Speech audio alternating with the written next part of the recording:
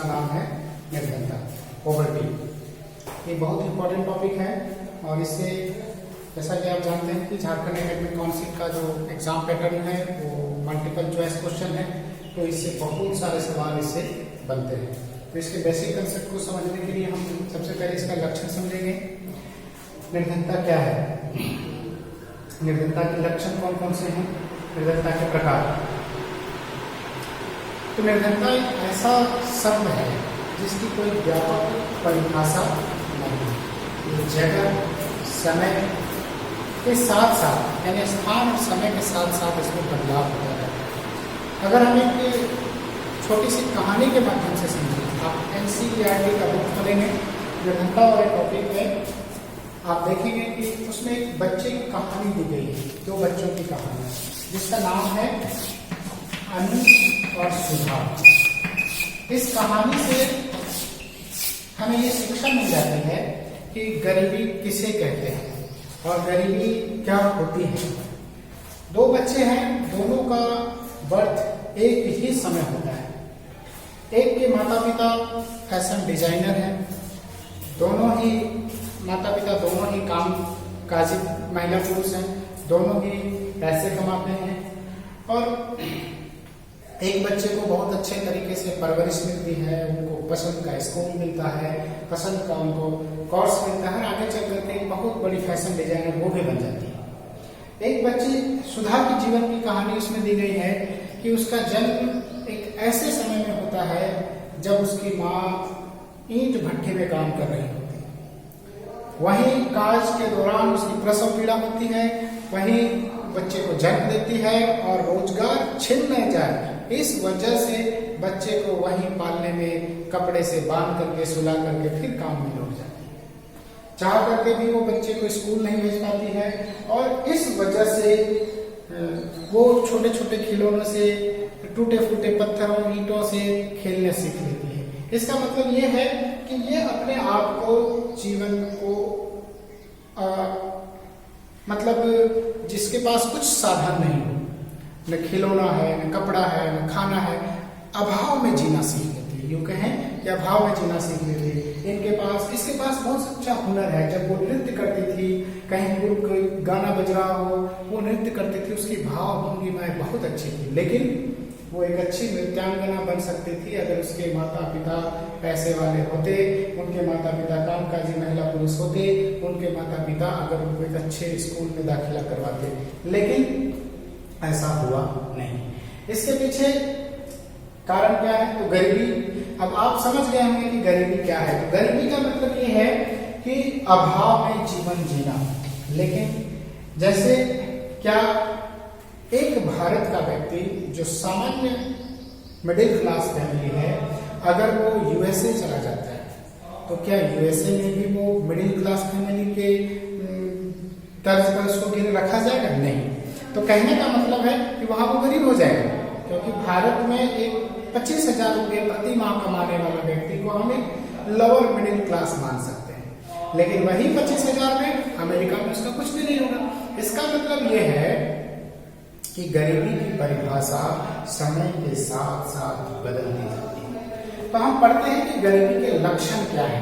लक्षण सबसे पहला है कि झुग्गी झोपड़ी में रहना, कच्चे मकान होना, अच्छे कपड़े नहीं होना, उनके पास खाने बैलेंस डाइट जिसको कहते हैं खाना, उनके भोजन में केवल कार्बोहाइड्रेट की मात्रा अधिक होना, प्रोटीन, खनिज लवण, वसा, ये सब चीजें नहीं होना, अच्छा एजुकेशन और अच्छा स्वास्थ्य सुविधाओं का लाभ नहीं ले पाना, ये सब लक्षण है जिसे हम निर्धनता का लक्षण कहते हैं। निर्धनता को समझने के लिए हमें उसके दो प्रकार की विशेषता पे जाना होगा, एक सापेक्ष निर्धनता, एक निरपेक्ष निर्धनता। सापेक्ष निर्धनता क्या होती है?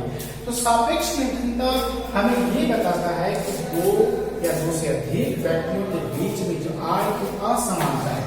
सापेक्ष निर्धनता हमें खास करके आय की असमानता के बारे में बताता है।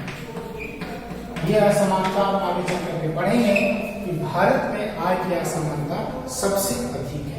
भारत के जो समस्त देश का जो GDP है, समस्त देश का जो आय है, वो मात्र 20% लोगों के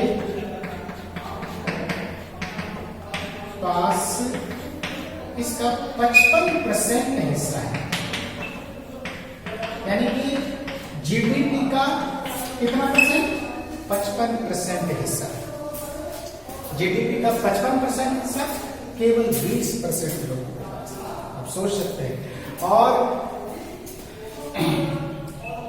चोटी के जो ये 20% लोग हो गए, इसमें से 80% की हम बात करें, बाकी जो बच गए 80%, इसमें से 10% अगर हम लोग निकाल देते हैं और 70% दो भाग हुआ करते हैं, यानी कि 70% व्यक्ति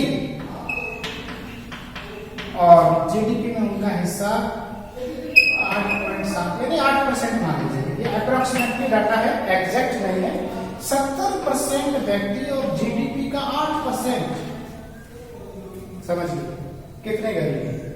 इस आय की असमानता, यानी कि एक व्यक्ति के पास ऊंचे ऊंचे महल अट्टालिकाएं हैं और बहुत सारे बहुसंख्यक व्यक्ति के पास रहने को घर नहीं, खाने को भोजन नहीं है, ये स्थिति। इस गरीबी को हम कहते हैं सापेक्ष गरीबी। जब तक हम सापेक्ष गरीबी की बात नहीं करेंगे तब तक हम निर्धनता का विशेष अध्ययन नहीं कर पाएंगे। सापेक्ष गरीबी से ही पता चलता है कि किसी देश में दो या दो से अधिक व्यक्ति समुदाय के बीच क्या स्थिति है, उनका रहन सहन का स्तर कैसा है। सापेक्ष का मतलब तुलना करना। इसको और आसान भाषा में आपको अगर समझना है तो आप एक छोटा सा मैं चित्र बनाता हूं। मान लीजिए एक बहुत बड़ा केक है, ठीक है। ये जीडीपी को हम एक केक की भांति दर्शाते हैं। ये हमारे देश का ग्रोस डोमेस्टिक प्रोडक्ट है, जीडीपी। ये मान लीजिए क्या है? एक केक। आप 100 लोगों का जनसंख्या वाला देश है, 100 लोग आपके घर पे आए, आपने इतना बड़ा केक का निर्माण किया। इस केक का 55% हिस्सा, इस केक का कितना हिस्सा? 55% हिस्सा मान लीजिए 20 लोगों को खिला दिया। कितने लोगों को? 20 लोग। अब 80 लोग आपके बच गए। अब बताइए, 20 लोग 55%, आधा से ज्यादा केक 20 लोगों के बीच बांट दिया, तो इनके पास तो मात्र 45% केक बचा है। इसमें से भी आपने 10 लोगों को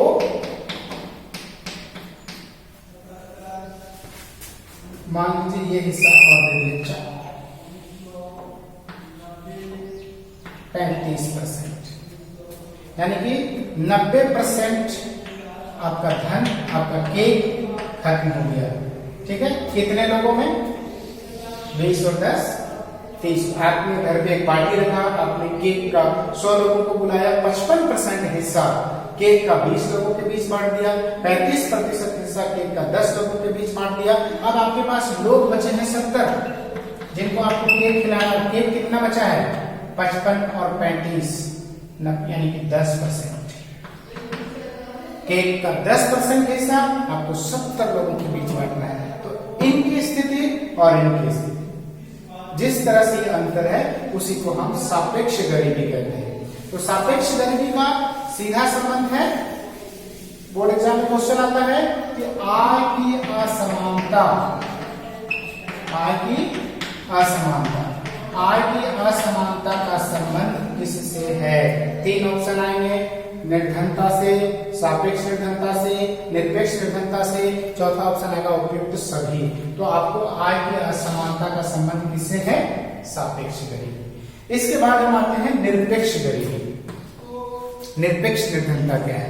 निरपेक्ष का मतलब होता है कि किसी विशेष जगह पर, जैसे कि भारत हो गया, झारखंड हो गया, बिहार हो गया, किसी विशेष स्थान देश पर गरीब लोगों की संख्या कितनी है? आपने लक्षण पहले पढ़ा, गरीब उसे कहते हैं जिसके पास रहने को घर नहीं है, खाने को बैलेंस डाइट नहीं है, स्वास्थ्य सुविधाओं का लाभ नहीं ले पाते हैं, माध्यमिक या उससे अधिक शिक्षा का लाभ नहीं ले पाते हैं। तो वो जो गरीब है उनकी संख्या कितनी है? तो निरपेक्ष गरीबी का संबंध किससे है? कि संख्या से, गरीबों की संख्या से।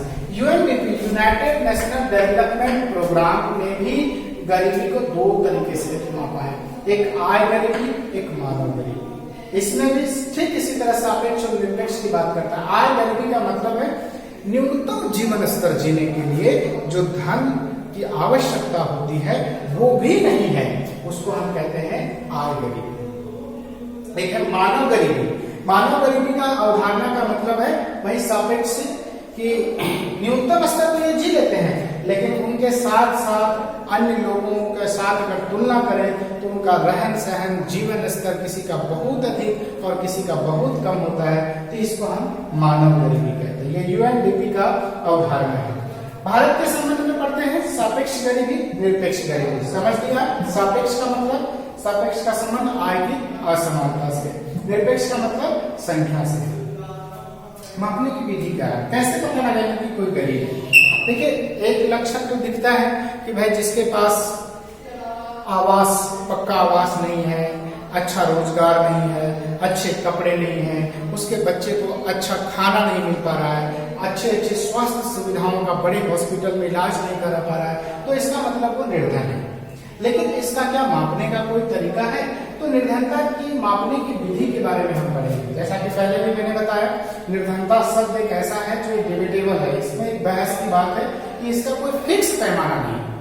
एक व्यक्ति किसी एक जगह पर गरीब हो सकता है, वही दूसरे जगह पर अमीर हो सकता है। मान लीजिए अमेरिका का एक व्यक्ति जो $100 कमा रहा है प्रतिदिन, वो गरीब है वहां, लेकिन वही व्यक्ति अगर इंडिया में आता है वही पैसा के हिसाब से तो यहाँ अमीर हो जाएगा। तो मापने की विधि का प्रयोग समय के साथ साथ और स्थान के साथ साथ बदलता है। सबसे पहले गरीबी शब्द का प्रयोग 1945 में किया गया था अंतरराष्ट्रीय खाद्य जो संस्थाएं हैं उसके तरफ से, FAO के तरफ से। भारत में गरीबी मापने के बात अगर हम करें तो आजादी के बाद पंडित नेहरू ने सबसे पहले कहा था कि भारत को ये तो केवल स्वर्णिम शुरुआत है। आजादी के बाद उन्होंने कहा कि ये तो केवल स्वर्णिम शुरुआत है, हमारा जो विजयोत्सव है इसमें जो मुख्य चुनौतियां हैं, गरीबी, बेरोजगारी, आय की असमानता को दूर करना, तो उसमें सबसे पहले प्रयास किया गया हमारे देश में योजना आयोग की तरफ से 1962 ईस्वी में एक टास्क फोर्स का गठन किया गया कि किस तरह से गरीबी का मापन किया जाए, कितने सुविधाओं से वंचित होने वाले व्यक्ति को हम गरीब हैं।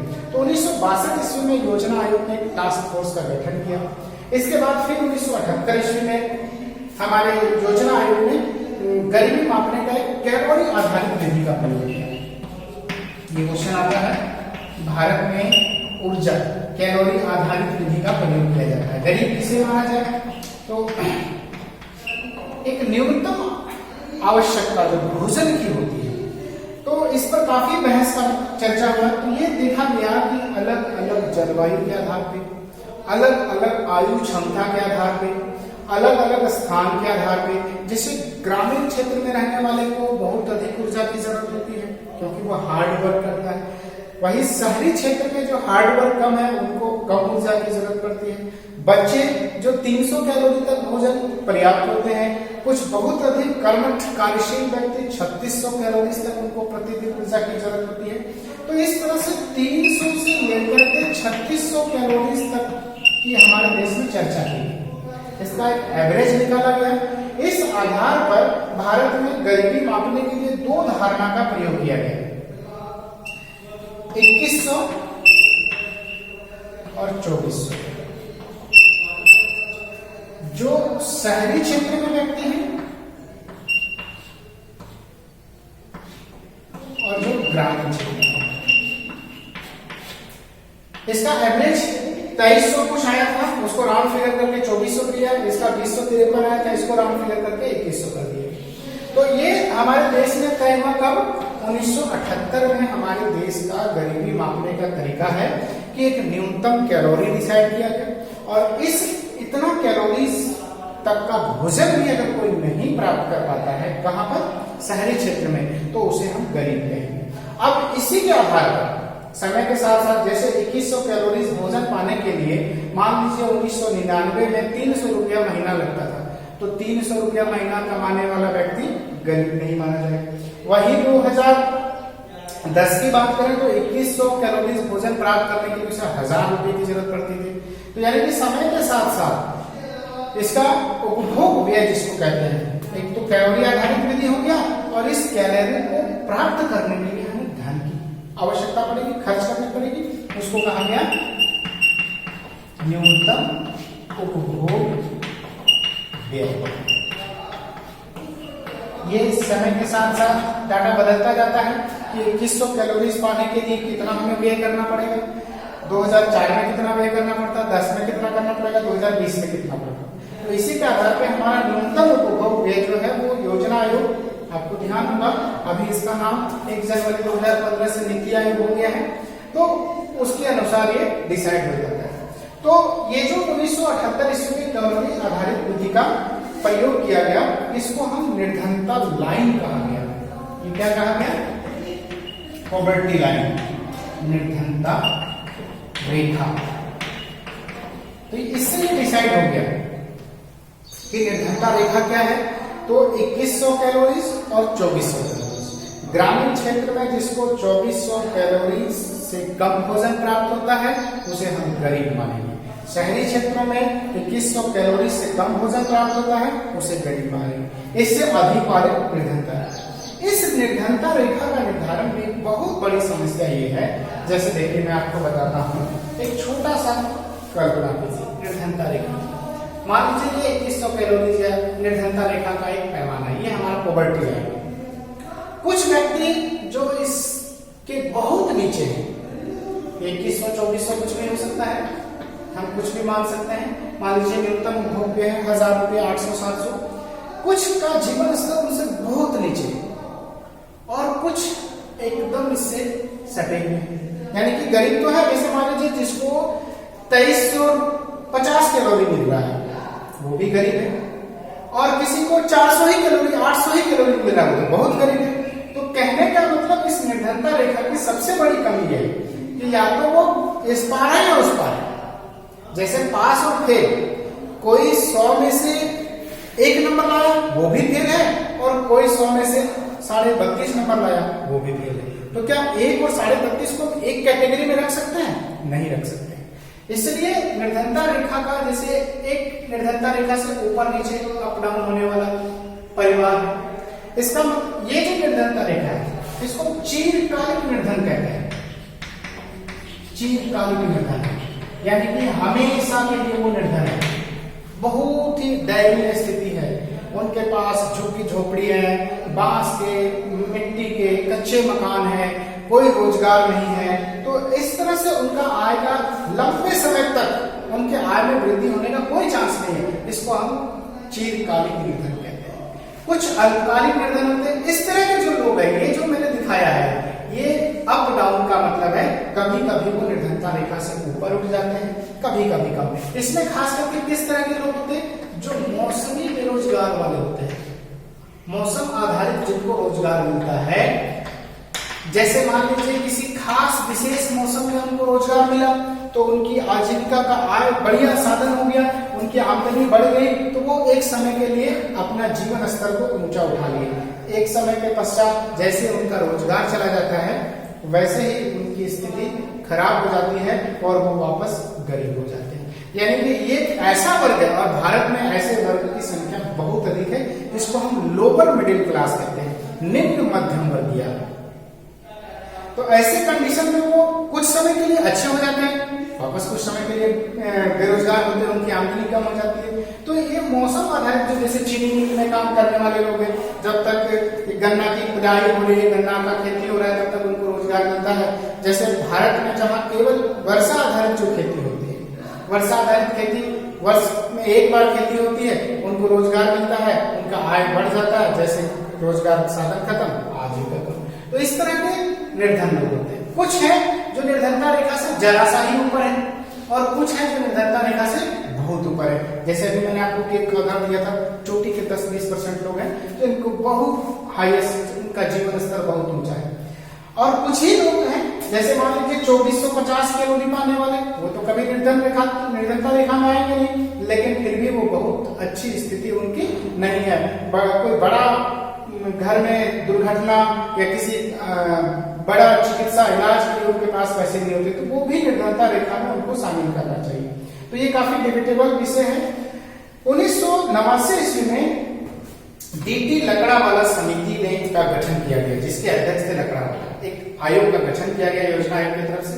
इनको एक विस्तृत रिपोर्ट देने के लिए कहा गया कि भारत में कितना गरीबी है, किस तरह से।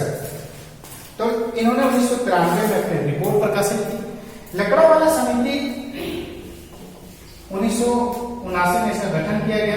1993 में इन्होंने रिपोर्ट प्रकाशित। अपनी रिपोर्ट में इन्होंने इसी चीज का विशेष जिक्र किया, यदा कदा निर्धन, कभी कभार जो निर्धन हो जाते हैं, चिरकालीन निर्धन, निर्धनता रेखा से थोड़ा सा ही ऊपर, तो इनको कैसे मापा जाए। इसलिए इन्होंने, ये तो कैलोरी आधारित तो वही चला, लेकिन इन्होंने कहा कि हर राज्य के लिए अलग निर्धनता रेखा होना चाहिए। तो क्वेश्चन आते हैं कंपटीशन एग्जाम में कई बार कि किस समिति के अनुसार हर राज्य के लिए अलग निर्धनता रेखा की वकालत की या निर्धनता रेखा की बात की, तो वो है लकड़ावाला समिति। इनका अनुमानित डाटा क्या क्या था अभी आपको बताएंगे, लकड़ावाला समिति का रिपोर्ट। इससे पहले हम लोग जब हम भारत का डाटा पढ़ेंगे कि भारत में गरीबी का क्या आंकड़ा है, तो उस समय हम इसकी चर्चा करें। फिलहाल अभी यहाँ से मापने की विधि वापस, भारत में मापने की विधि एक कैलोरी आधारित, जिसको हम न्यूनतम उपभोग व्यय आधारित कहते हैं। ये यूआरपी और एमआरपी, जिसको मिक्स्ड रिकॉल पीरियड और यूनिफॉर्म रिकॉल पीरियड के आधार पर मापा जाता है। दो विधि हैं, एमआरपी मेथड और यूआरपी मेथड। एमआरपी मेथड का मतलब है mixed recall period, uniform recall period. इसका मतलब यह है कि कुछ विशेष सूचकांक का प्रयोग किया जाता है, जैसे ग्रामीण क्षेत्र में सीपीआई, इकोनॉमिक्स की जो साइंटिफिक वाली बुक है उसमें पढ़ेंगे सीपीआई क्या होता है, कंज्यूमर प्राइस इंडेक्स है, उपभोक्ता कीमत सूचकांक। तो उपभोक्ता कीमत सूचकांक भी अलग अलग क्षेत्र के लिए होता है। कृषि और ग्रामीण, कृषि के लिए जो उपभोक्ता सूचकांक है, यानी कि जो किसान परिवार या ग्रामीण परिवार के जो कीमत से वस्तुओं और इन सेवाओं को क्रय किया जाता है, उसका जो सूचकांक होता है उसको सीपीआई कहते हैं, कृषि आधारित। तो कृषि आधारित सूचकांक के आधार पर ग्रामीण गरीबी का आकलन किया जाता है, न्यूनतम उपभोग जो व्यय तय किया जाता है। इसी तरह शहरी जो 2100 कैलोरी पर हमें कितना उपभोग करना चाहिए, इसके लिए जो सीपीआई का प्रयोग किया जाता है, ये एक सीपीआई कंज्यूमर प्राइस इंडेक्स, ये औद्योगिक श्रमिकों के लिए होता है, यानी औद्योगिक श्रमिक। भारत में कई प्रकार के कंज्यूमर प्राइस इंडेक्स का प्रयोग किया जाता है।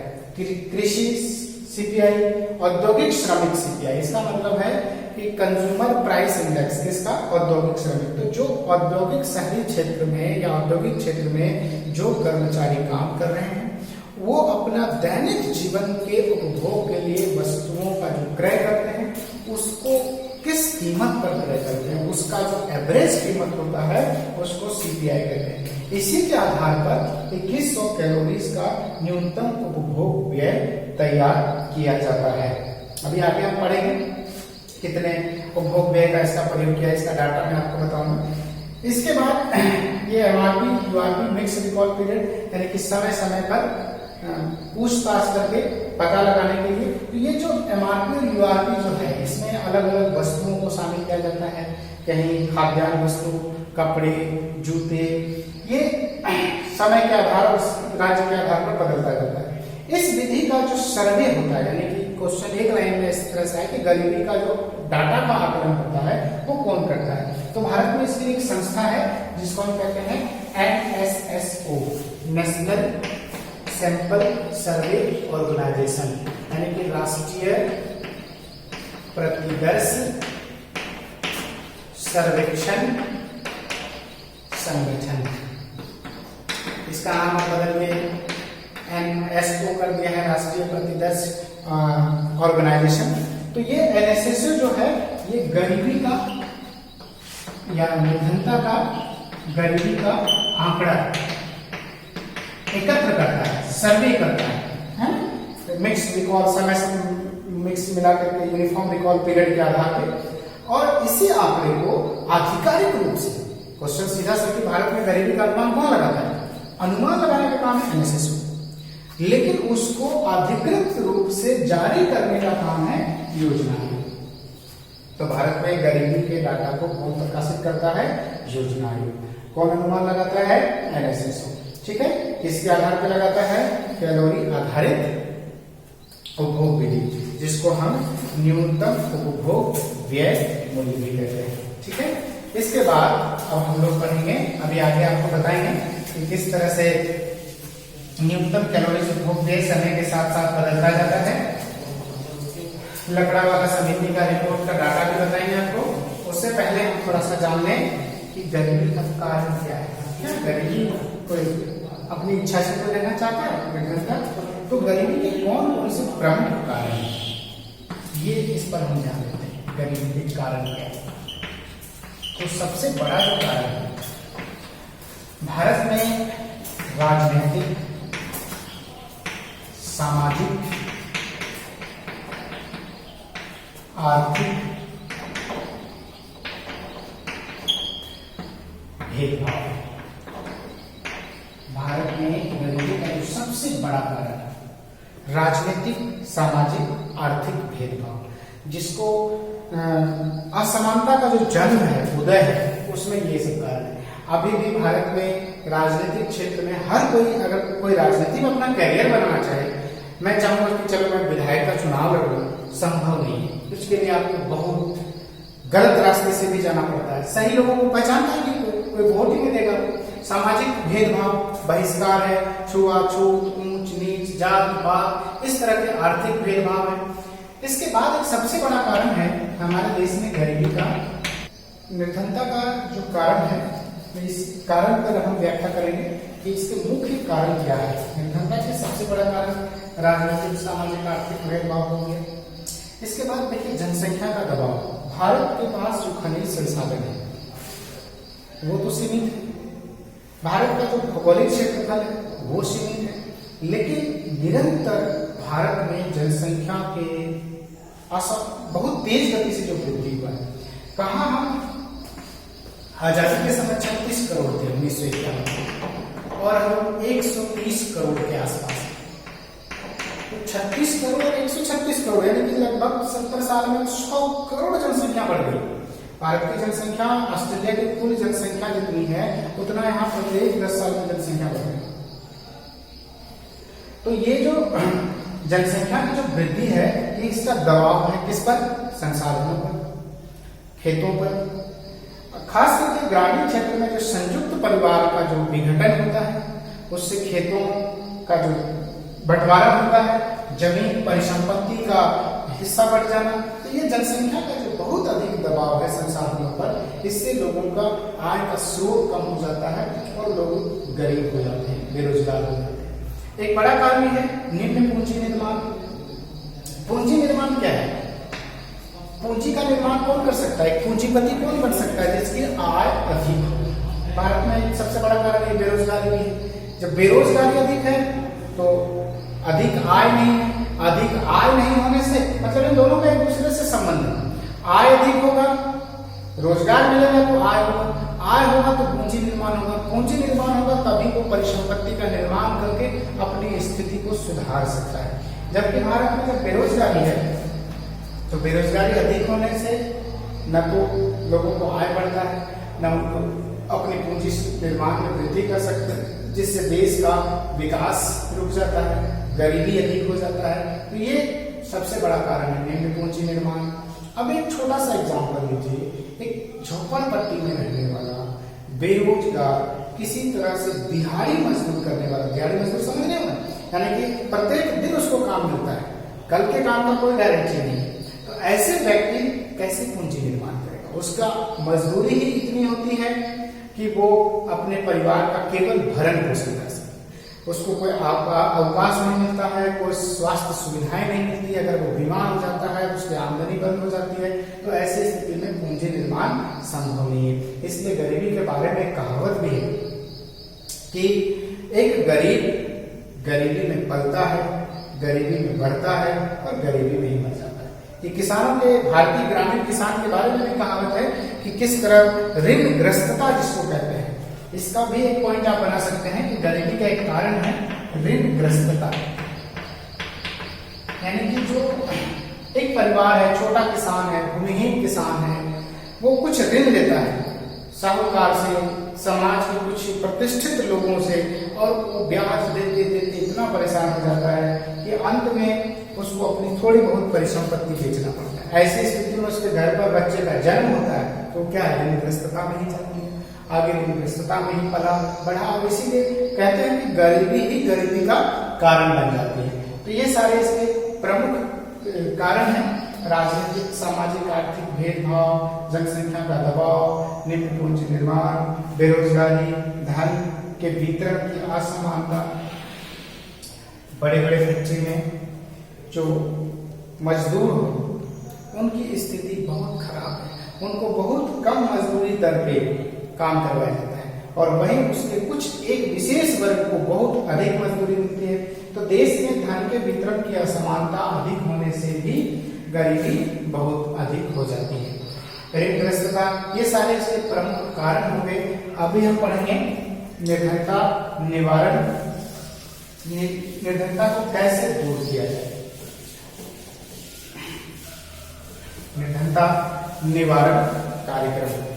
तो निर्धनता निवारण कार्यक्रम पढ़ने से पहले हमें थोड़ा सा निर्धनता का डाटा भी देख लेना चाहिए।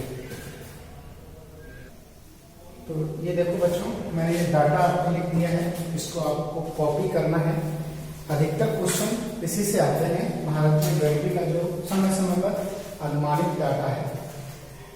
पहले भी मैंने बताया कि ये जो टॉपिक है ये काफी डेबिटेबल है, काफी बहस का विषय है। इसमें हर अर्थशास्त्रियों की तरफ से अलग अलग अनुमान लगाया जाता है, अलग अलग संस्थाएं अपना अलग अलग रिपोर्ट देती है। फिर भी हमें कुछ आधिकारिक चीजों को लेकर चलना होगा। कई कंपटीशन एग्जाम में आते हैं, ये हालांकि थोड़ा आपके हाई लेवल का है ये चीज, फिर भी आपको समझना जरूरी है। 1967-68 में हमारे देश में कई ऐसे अर्थशास्त्री थे जिन्होंने भारत की गरीबी का बहुत व्यापक स्तर पर आकलन किया, जिसमें B.R. Minhas, M.S. Ahluwalia, N.K. रथ, है ना। इनके अनुसार गरीबी का जो डाटा है कि अलग अलग है। B.R. मिन्हास के अनुसार कि भारत में 37% गरीबी है, आहलूवालिया के अनुसार 56% गरीबी, N.K. रथ के अनुसार 40%। कई बार तो गरीबी के डाटा ऐसे उलूल जुलूल आते हैं कि आपको देख करके आश्चर्य होता है, लेकिन फिर भी जो हमें सबसे ऑथेंटिक डाटा है आज के समय में बड़े बड़े कंपटीशन एग्जाम में और बोर्ड झारखंड बोर्ड में भी जो क्वेश्चन आते हैं इससे बाहर नहीं आते कि भारत में जो गरीबी का रिपोर्ट एक तो तेंदुलकर समिति का सर्वप्रमुख है और एक रंगराजन समिति का है। तेंदुलकर समिति ने अपना रिपोर्ट जो है वो 2009 में दिया था। काफी सालों के बाद अध्ययन करने के बाद इन्होंने 2004-05 का डाटा और 2011-12 का डाटा का आकलन दिया है, अनुमानित जो अभी तक के सबसे फैक्ट डाटा है। तो आप देखेंगे कि इनके अनुसार 2004-05 में ग्रामीण गरीबी 30% भारत में गरीब थी। निर्धनता रेखा को कैसे परिभाषित करेंगे? 2400 कैलोरीज, 2100 कैलोरी। 2400 ग्रामीण क्षेत्र में, शहरी क्षेत्र में 2100 कैलोरी। तो 37% गरीबी थी टोटल। ग्रामीण देखा जाए 41%, शहरी देखा जाए तो 25%। मैंने आपको बताया था उपभोग व्यय का वैल्यू हर वर्ष साल के साल बढ़ता जाता है।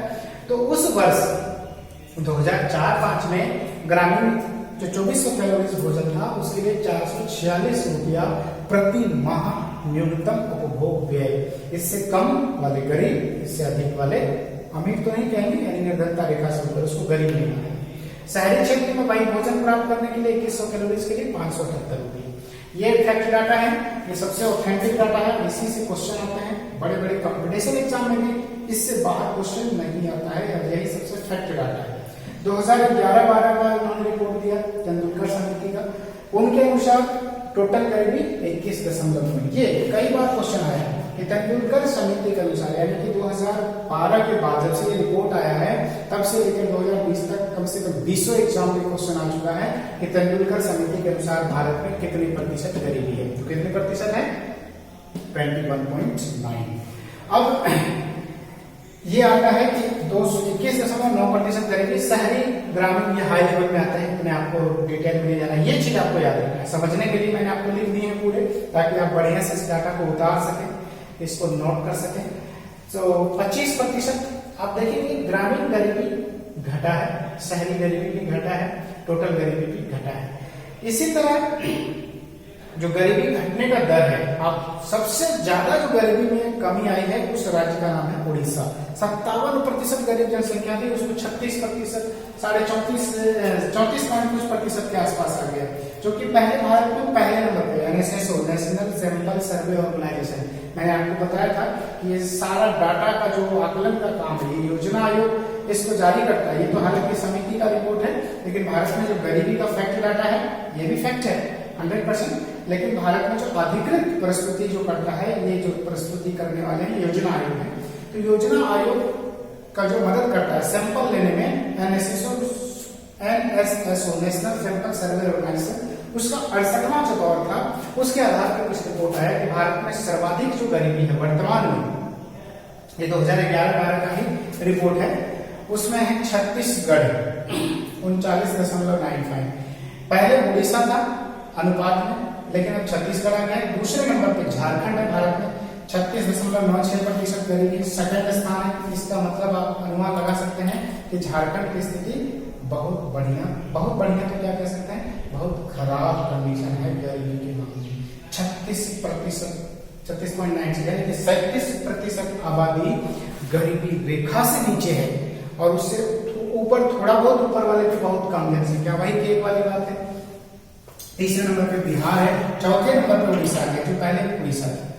ग्रामीण और शहरी गरीबी की बात करें तो भारत में सबसे ज्यादा ग्रामीण गरीबी छत्तीसगढ़ में है, टोटल गरीबी भी छत्तीसगढ़ में है, और ग्रामीण गरीबी भी छत्तीसगढ़ में। शहरी गरीबी सबसे ज्यादा आपको उत्तर प्रदेश में। क्वेश्चन आता है कि शहरी गरीबी, शहरी क्षेत्र में जो गरीबी का फैलाव है किसकी वजह से है मुख्य कारण, तो उसमें भी कहीं ना कहीं बड़ा कारण जो है वो ग्रामीण क्षेत्र काम करता है। ग्रामीण क्षेत्र से बहुत सारे लोग पलायन करके शहर की ओर जा रहे हैं, इसके लिए रोजगार की तलाश में, और उन्हें बेहतर रोजगार नहीं मिलता है, उनकी आजीविका कम हो रहती है, और इसकी वजह से वो गांव शहर में जो बस जाते हैं वो भी एक गरीबी के आंकड़े में, शहरी गरीबी में शामिल हो जाते हैं। तो कुल संख्या की बात करें दो तरह से क्वेश्चन आता है कि भारत में सर्वाधिक गरीब जनसंख्या कहाँ है। जनसंख्या, गरीबों की संख्या, तो टोटल संख्या उत्तर प्रदेश में सबसे अधिक है, क्योंकि आपको पता है कि भारत का सबसे बड़ा राज्य ही जनसंख्या वाला है वो उत्तर प्रदेश है। 22.5 करोड़ के आसपास भारत की उत्तर प्रदेश की जनसंख्या है। 126-27 करोड़ में खाली 25 करोड़ के लगभग तो यूपी की जनसंख्या है। तो उसके आधार में पर गरीबी जनसंख्या भी यहाँ सबसे अधिक है। लेकिन आनुपातिक रूप से यानी कि राज्य की कुल जनसंख्या और निर्धन जनसंख्या, इसके आधार पर जो अनुपात निकालेंगे उसमें सबसे ज्यादा जो प्रतिशत है वर्तमान में वो छत्तीसगढ़ है, दूसरे नंबर पर झारखंड है। ग्रामीण गरीबी भारत में सबसे अधिक कहाँ है? छत्तीसगढ़। शहरी गरीबी कहाँ है? उत्तर प्रदेश। कुल गरीब जनसंख्या कहाँ है सबसे अधिक? यूपी। इस डाटा को भी हम याद रखेंगे और इसको भी याद रखेंगे। तेंदुलकर समिति का रिपोर्ट मिक्स रिकॉर्ड पीरियड के आधार पर निकाला गया। रंगराजन कमेटी, इसका भी बहुत महत्व है। MRP और URP दोनों विधियों का प्रयोग किया गया है मिक्स रिकॉर्ड पीरियड यानी फॉर्म रिकॉर्ड पीरियड के आधार पर। 2011-12 में इन्होंने जो डाटा दिया है अनुमान, इसके अनुसार गरीबी 29.5%। कुल मिलाकर के आप कोई भी डाटा याद नहीं रख सके तो ये दो डाटा आपको याद रखना जरूरी है, क्योंकि सबसे लेटेस्ट ईयर का यही क्वेश्चन आता है कि भारत में गरीबी का प्रतिशत कितना है। तो 29.5 रंगराजन समिति, तेंदुलकर समिति 21.9, शहरी गरीबी शहरी ग्रामीण हो गया 30.9, शहरी हो गया 26.4। वैसे पूरे भारत में शहर में ज्यादा गरीब है गांव में, तो गांव में ज्यादा गरीब है। ये हो गया आपका डाटा। इसके आधार पर मैंने आपको बताया था जो कैलोरी और उपभोग आधारित जो है, इसका जो उपभोग व्यय है उभरता जाता है।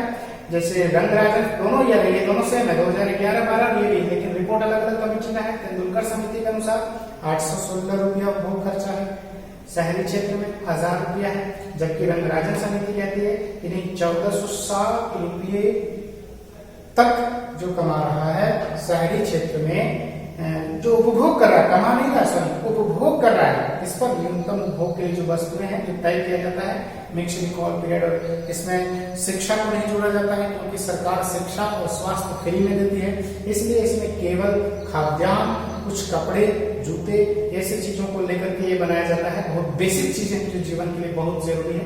तो उन पर 972 रुपया प्रति व्यक्ति प्रति माह, एक व्यक्ति का है, ये परिवार का नहीं है, प्रति व्यक्ति प्रति माह 972 रुपये का कोई ग्रामीण क्षेत्र में इस ईयर के अनुसार उपभोग कर रहा है तो वो गरीब नहीं माना जाएगा। ये 11-12 का है। इसी तरह ये डाटा बढ़ते जाता है, नया डाटा आएगा तो आपको नया डाटा भी दिया जाएगा।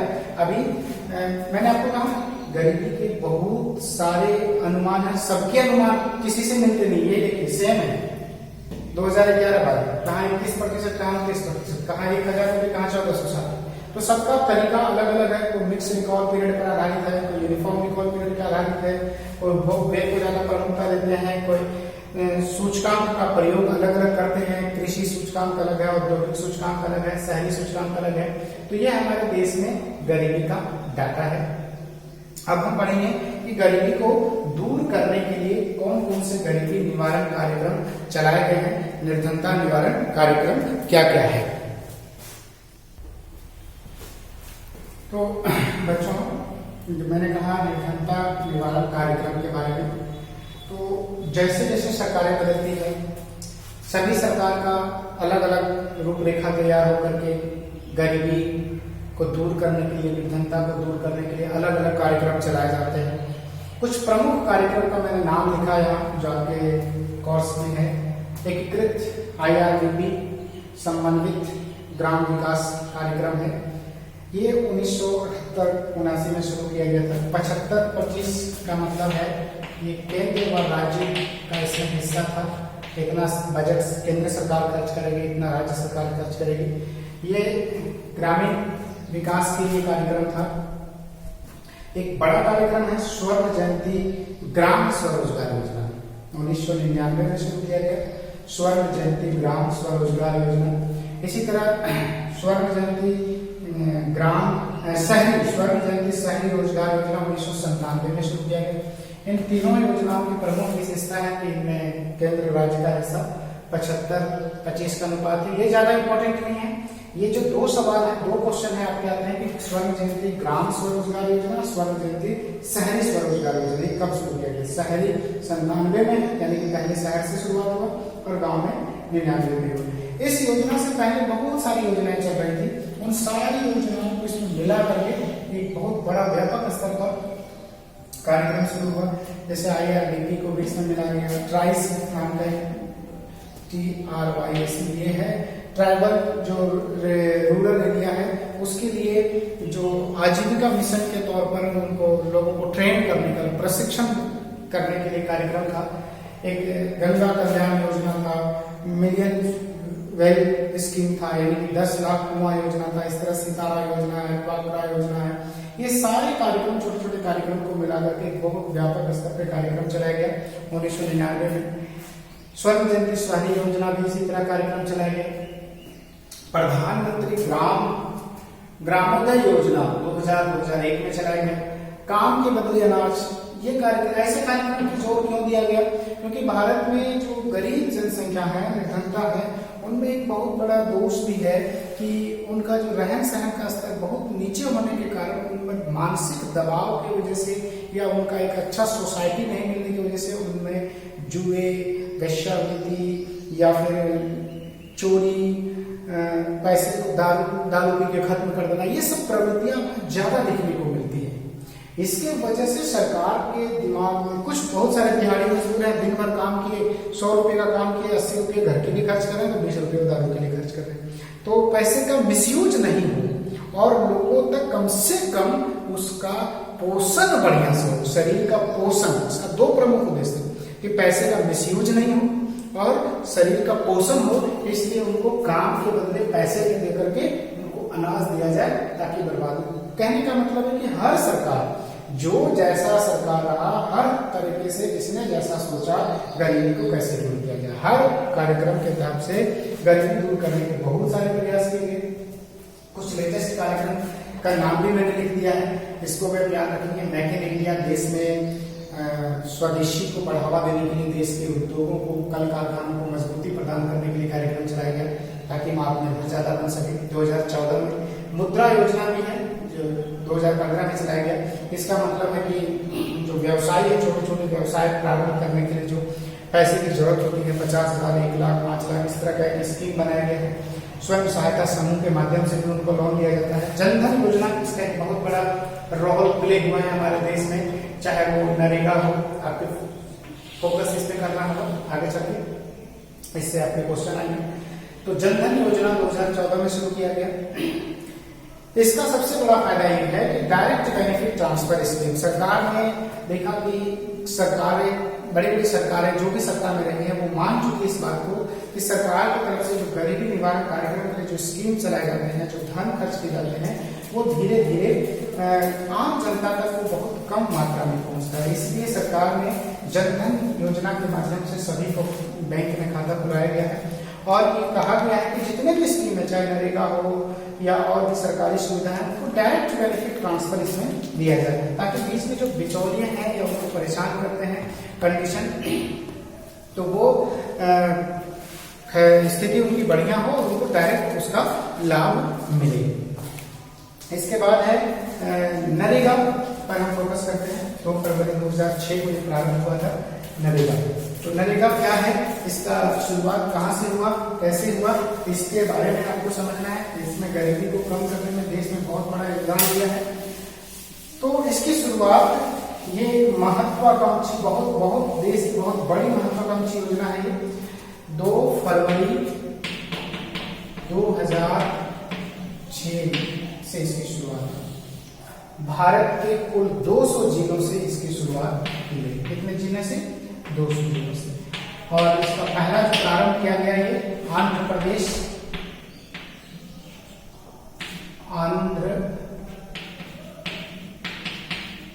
के अनंतपुर एक जिला है, अनंतपुर जिला से इसका प्रारंभ किया गया।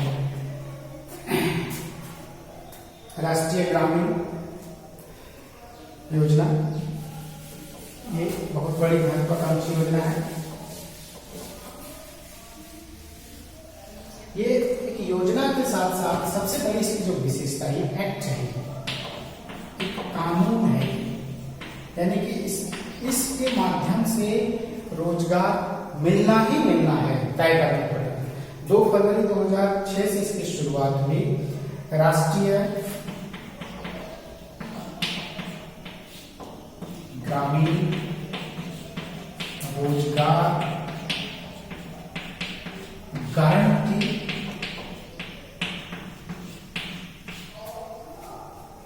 अधिनियम। ये योजना कम है, कानून सादा है ना, एक्ट है नरेगा, राष्ट्रीय ग्रामीण रोजगार गारंटी अधिनियम। इस अधिनियम के तहत एक व्यवस्था किया गया कि कितने दिन तक, 100 दिन तक लोगों को रोजगार, प्रत्येक परिवार के कम से कम एक सदस्य को मांगे जाने पर 100 दिन का उसको रोजगार दिया जाता है। सरकार के स्तर पर इसकी समय समय पर मजदूरी तय होती है। ठीक है, तो ऐसी कंडीशन में अगर व्यक्ति को रोजगार की आवश्यकता है, वो अपने पंचायत के स्तर पर जाकर के जॉब कार्ड बनवाए, उसके लिए आवेदन करे। अगर उसको 15 दिन के अंदर काम नहीं मुहैया कराया तो उसमें बेरोजगारी भत्ता भी देने का प्रावधान किया गया है। बेरोजगारी भत्ता भी सरकार की तरफ से देने का प्रावधान किया गया है। ये बहुत बड़ी योजना है देश की, लेकिन 2 फरवरी 2006 से 1 अप्रैल 2008 से ये पूरे भारत में लागू कर दिया गया। पूरे भारत में लागू कब से हुआ? 1 अप्रैल 2008 से। पहले भारत के चुनिंदा 200 जिलों से शुरुआत किया गया, उसके बाद इसको पूरे भारत में लागू कर दिया गया 1 अप्रैल 2008 से। इस योजना, मुझे लगता है सबसे लंबे समय तक चलने वाली योजना में से इसका नाम आ गया है। ये इससे बहुत सारे क्वेश्चन बनते हैं। और इसके बाद 1 अप्रैल 2 अक्टूबर 2009 को महात्मा गांधी की जयंती के अवसर पर इसका योजना का नाम बदल करके महात्मा गांधी, इसके योजना के नाम में गांधी जी का नाम जोड़ दिया गया, महात्मा गांधी राष्ट्रीय ग्रामीण रोजगार गारंटी अधिनियम। तब से नरेगा बन गया मनरेगा। महात्मा गांधी राष्ट्रीय ग्रामीण रोजगार गारंटी अधिनियम। तो इसके 3 डेट बहुत इंपॉर्टेंट हैं, कंपटीशन एग्जाम के लिहाज से, आपके बोर्ड एग्जाम के लिहाज से, आपके नरेगा कानून की जानकारी के हिसाब से। 2 फरवरी 2006 को स्टार्ट हुआ, 1 अप्रैल 2008 को ये पूरे भारत में लागू हो गया। पहले 200 जिलों में हुआ था और 2 अक्टूबर 2009 को नरेगा बन गया मनरेगा, यानी कि महात्मा गांधी के नाम से इसको जोड़ दिया गया। तो इस तरह से इस योजना से भारत में अब हम एक मूल्यांकन करें, क्या भारत में गरीबी सच में दूर हुई है? तो नरेगा योजना पे जितने भी योजनाएं चालू की गई है उससे हमारे देश में गरीबी कितनी दूर हुई या नहीं हुई, इसके बारे में। तो गरीबी तो हम ये नहीं कह सकते हैं कि दूर नहीं हुई है, लेकिन आज भी हमारे देश में जीवन स्तर का जो रहन सहन का जो स्तर है, आज भी हम विकसित देशों की तुलना में बहुत पीछे हैं। हमारा जो विश्वव्यापी जो पैमाना है, जैसे Asian development bank ADB bank के अनुसार कि प्रति दिन 1.35 डॉलर रुपया नहीं, इतना कमाने वाला, इससे कम कमाने वाला गरीब है। भारत के इस डाटा के अनुसार भारत में लगभग 67% जनसंख्या गरीबी में आ जाती है। इसी तरह विश्व बैंक के अनुसार से प्रति दिन 1 डॉलर जो था उसको बढ़ा करके अब 1.9 डॉलर कर दिया गया है, जिसके आधार पे भी भारत में गरीबी के डाटा बहुत ज्यादा बढ़ जाते हैं। तो इस तरह से हम देखते हैं कि ये लेसन पूरा कंप्लीट हो गया है। फिर इसको कंक्लूजन करते हैं कि निर्धनता एक परिभाषा समय और स्थान के साथ बदलता जाता है। निर्धनता के 2 मापक हैं, सापेक्ष निर्धनता जिसमें आय की असमानता मापी जाती है, निरपेक्ष निर्धनता जिसमें हम कुल जनसंख्या की बात करते हैं। इसका मुख्य कारण जनसंख्या का दबाव, पूंजी निर्माण की कमी, बेरोजगारी, गरीबी भी निर्धनता का एक बड़ा कारण है। इस तरह से ये निर्धनता हो गया। समय समय पर अलग अलग अर्थशास्त्रियों ने अलग अलग तरीके से देश में निर्धनता निवारण के बहुत सारे आकलन के बहुत सारे प्रयास किए। सभी में कुछ त्रुटियां हैं, कुछ अच्छाइयां हैं, कुछ आधिकारिक डाटा भी मैंने आपको बताया, जैसे कि अभी फिलहाल रंगराजन कमेटी और तेंदुलकर कमेटी का रिपोर्ट। तेंदुलकर कमेटी के अनुसार 2011-12 में जो गरीबी का दर था वो 21% है, और वही रंगराजन समिति के अनुसार आपका 29% है। तो आज वर्तमान समय में भी अभी भी भारत में 26 करोड़ जो लोग हैं वो आज भी बहुत अधिक गरीब हैं। इसको हम BPL कह सकते हैं, निर्धनता रेखा के नीचे कह सकते हैं। भारत में गरीबी का जो डाटा है वो 2100 कैलोरी और 2400 कैलोरी, 2100 आपका हो गया शहरी क्षेत्र में और 2400 कैलोरी ग्रामीण क्षेत्र में। इस तरह से लेसन कंप्लीट हो गया है। आपको एक होमवर्क के तौर पे दिया जा रहा है कि आपको होमवर्क ये करना है कि अलग अलग राज्य आपके एनसीईआरटी बुक में दिया है, अलग अलग राज्यों का आपको एक तालिका बनाना है, टेबल, और उसके आधार पर दंड आरेख के माध्यम से आपको गरीबी का प्रतिशत दिखाना है कि उड़ीसा में कितना है, कर्नाटक में कितना है, झारखंड में कितना है। इस तरह से इस दंड आरेख आप साइंटिफिक इवैल्यूएशन में पढ़ेंगे दंड आरेख कैसे बनाए जाते हैं, और उसको पढ़ करके आप दंड आरेख के द्वारा सभी राज्यों के डाटा को आप देखेंगे। लेटेस्ट जो डाटा दिया हुआ ऐसे चार्ट बनाएंगे, आपके दिमाग में पूरा कंसेप्ट क्लियर हो जाएगा कि भारत में सबसे अधिक गरीबी कहाँ है, किस राज्य में है। Thank you.